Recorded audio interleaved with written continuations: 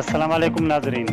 TV news ते ख़बरनि जो सिलसिलो जारी आहे। सकरंड मामा खे रिपोर्ट ॾींदा हलूं त सकरंड जे नौजवान राहिल सरवर खख़ासख़ेलि पारां पंहिंजे ॻोठ जे माण्हुनि में सैनिटाइज़र वाक थ्रू गेट लॻाइण खां पोइ अॼु हिकु वाक थ्रू सैनिटाइज़र गेट تعلقه اسپتال سکرنڈ کي گفٽ कयो वियो, जंहिंजो افتتاح सिंध पबलक अकाउंट्स क़ामेटी जे चेयरमैन ऐं MP غلام قادر چانڈيو कयो। افتتاح जे मौक़े ते PP ज़िला जनरल सेक्रेटरी ॾाढो غلام लिगारी, MS تعلقه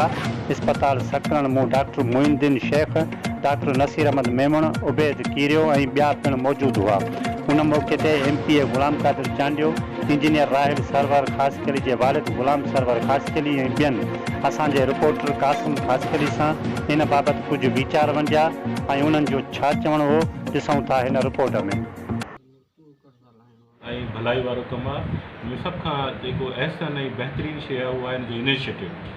हिन माना हिन जी सोच, हिन जी उमंग, कमु करण जी कोशिशि ऐं हुनखे अमल ताईं पहुचाइणु, हीउ वॾो कमु आहे। ऐं हिनखे नंढी नज़र सां न ॾिठो, न ॾिसी वञे, पर हीउ वॾो कमु आहे, छो त हीउ फस्ट स्टेप आहे। हाणे हिकिड़ो ठही वियो आहे, हिन सां डिज़ाइन त ठही वियो आहे, हाणे 100 पाण ठाहे सघूं था, इनशाअल्लाह वॾो फ़ाइदो आहे। बिस्मिल्लाहिर्रहमानिर्रहीम। ऐं हिकिड़ो मैसेज इन टाइम ते ॾियणु चाहींदुसि, उहो इहो त जीअं असांजे लाइ चयो थो वञे सिंध जे माण्हुनि में टेलेंट कोन्हे को ऐं घटि पढ़ियल लिखियल आहिनि, त उन्हनि खे इहो जवाबु आहे त हिकिड़ी ॿाहिराड़ी जे माण्हू राहिल खख़ासख़ेलि इंजीनियर पंहिंजे टैलेंट जो मुज़ाहिरो करे ऐं हिकिड़ी अहिड़ो गेट ईजाद कयो आहे जेको हिन टाइम ते माण्हुनि जी ज़रूरत आहे ऐं माण्हुनि खे फ़ाइदो पहुचाईंदो। उहो तालका हॉस्पिटल खे डोनेट कयो अथसि। उन प्रोग्राम में असांजो MP ऐं पब्लिक अकाउंट जो चेयरमैन غلام قادر साहब, MS मोइन साहब ऐं ॿिया जेका संगत वेठी आहे, इहो मैसेज थो वञे त सिंध केतिरी सिविलाइज़ आहे, केतिरा पढ़ियल लिखियल आहिनि ऐं केतिरो तजुर्बो रखनि था। उन्हनि खे कंहिं बि जॻह ते शहर जे नंढड़े इलाइक़े मां असांजो इंजीनियर राहिल खख़ासख़ेलि साहब जी जेका महिनत थी, जेको हिन जो ऑटोमेटिक ते चए या कंहिं जेको सैनिटाइज़र लॻारायो पंहिंजो हुते हॉस्पिटल सकरंड खे ॾिनो आहे, ऐं हुनजी महिनत ते फ़ैज़ सलाम थो पेश कयां ऐं तव्हांजी तवसुस सां उन्हनि माण्हुनि खे मैसेज ॾियणु चाहियां थो जेके सिंधी क़ौम लाइ कॾहिं अहिड़ा लफ़्ज़ बुथा ॻाल्हाईंदा आहिनि जिन सां असांजी दिलि आज़ारी थींदी आहे त हिन क़ौम में टैलेंट आहे, हिन में हीअ कीअं ऐं उनखे इनवाइट थो कयां त सिंधी क़ौम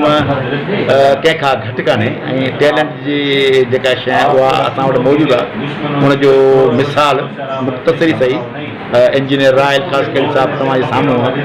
जंहिं मुख़्तसिर वक़्त में हिकिड़ी शइ अहिड़ी ठाहे असांखे हिते पेश कया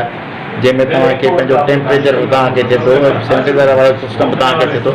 हर शइ थिए थी। तंहिंजे करे यकीनन तौर ते सिंध गवर्नमेंट नौजवान खे अॻिते करण में कोशिशि ज़रूरु कंदी, पर तव्हांजी तवसुस सां मुंहिंजे सिंध जे नौजवान खे गुज़ारिश आहे त महिरबानी जेको तव्हां वटि टैलेंट आहे उनखे महिरबानी करे हिन जो वांगुरु पाण खे उजागर कयो, पाण खे पेश कयो माण्हुनि जे अॻियां, त जीअं सिंध धरती इवन पाकिस्तान दुनिया हिन मां फैज़ आहे। इन जे लाइ त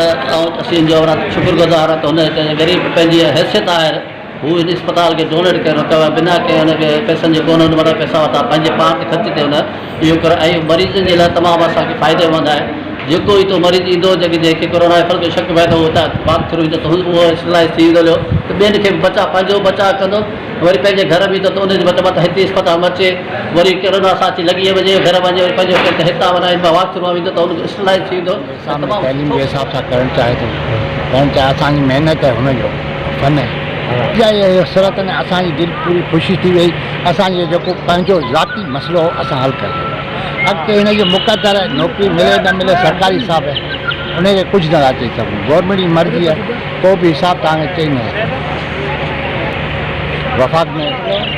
सिक्योरिटी इंचार्ज आहे, एज ए ऑफिसर जी पोस्ट ते मुंहिंजो पंहिंजो नंढो जेको आहे न सुठी तालीम वठे, छो त हिन में उहे न आहिनि गेट्स जेको आम माण्हू उन हिसाब सां हुनखे तइलीम ॾिनो, पंहिंजो जेतिरो तन मन सॼो लॻाए हिन ते कयो। जो कुझु न कई हुकूमत खे, इहो आहे त मुंहिंजे औलाद जे ख़्यालु